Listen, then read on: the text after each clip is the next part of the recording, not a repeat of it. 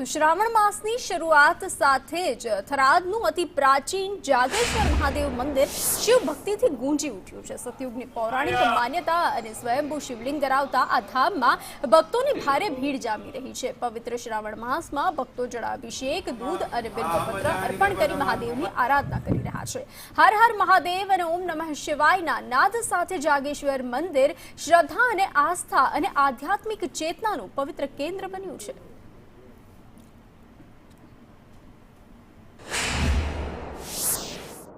જ્યારે કાશી ગયા હતા એ વખતે તો કાશી જવું એટલે ખૂબ મહત્વનું હતું અને કોક જ જઈ શકતું।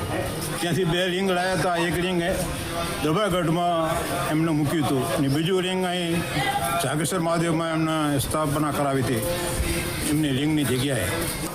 અને કાશીથી આવેલો શિવલિંગ છે અને અહીંયા આગળ અનેક પરચા અત્યારે એમની અંદર આના છે।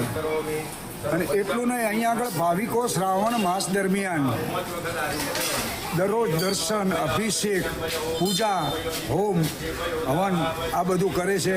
પવિત્ર શ્રાવણ માસ દરમિયાન અહીંયા આગળ ખૂબ જ ભક્તો પોતાના શ્રદ્ધા ભાવથી ભગવાન શ્રી જાગેશ્વર મહાદેવનું પૂજન અર્ચન કરે છે।